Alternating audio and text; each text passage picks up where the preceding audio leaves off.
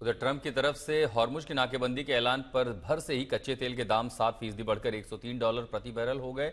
अभी ये शुरुआत है क्योंकि इजराइल फिर से जंग में कूदने के लिए पूरी तरह तैयार है।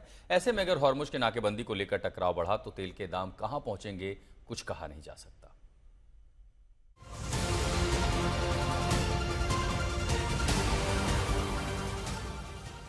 ट्रंप के ईरानी एडवेंचर का अब तक का हासिल बस इतना है कि 11.5 अरब डॉलर फूंक डाले, हजारों लोगों की जान ले ली, दुनिया की इकोनॉमी को लाखों करोड़ डॉलर की चपत लगा दी, पाकिस्तान जैसे मुल्क की पंचायती में अपनी फजीहत करा ली और अब ईरान की ओर से बंद हॉर्मुज पर अपना एक और नाका लगाने चले हैं। हॉर्मुज बंद है। जिस हॉर्मुज से रोज 150 जहाज गुजरते थे, वहाँ महीने भर में भी 150 नहीं गुजर पा रहे हैं। और अब जब ट्रंप की फौज नाकाबंदी करेगी तो ईरान के 4 बड़े बंदरगाहों से आवाजाही पर असर पड़ेगा। इसमें एक खार्ग द्वीप है तो दूसरा जास्क टर्मिनल, तीसरा बंदर अब्बास है तो चौथा बंदर खुमैनी। ट्रंप के प्लान के मुताबिक ईरान के बंदरगाहों से आने जाने वाले जहाज रोक लिए गए तो दुनिया के तीसरे सबसे बड़े तेल रिजर्व और दूसरे सबसे बड़े गैस रिजर्व वाले ईरान का धंधा मंदा होगा। रोज 14 से 16 लाख बैरल तेल निर्यात करने वाला ईरान चीन को 12 से 14 लाख बैरल तेल नहीं बेच पाएगा।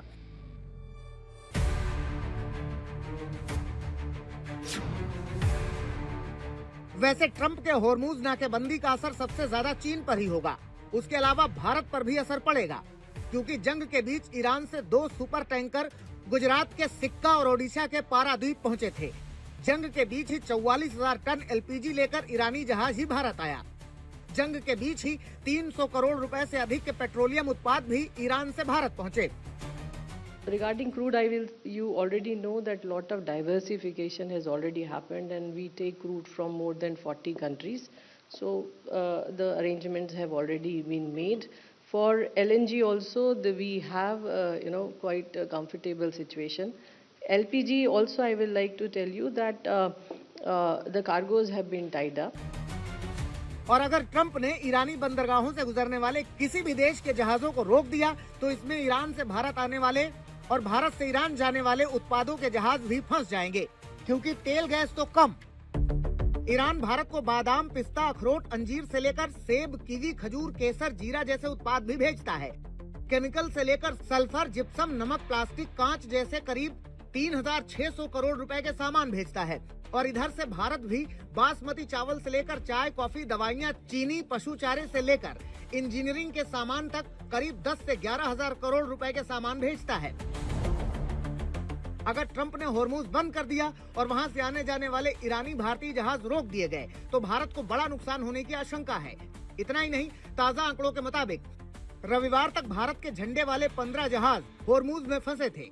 भारत के जो 15 जहाज फंसे हैं उनमें एलपीजी और एलएनजी वाले टैंकर हैं, कच्चे तेल वाले 6 टैंकर हैं, कंटेनर जहाज हैं, केमिकल वेसल हैं और समुद्र की गाद हटाने वाला ड्रेनर जहाज भी है।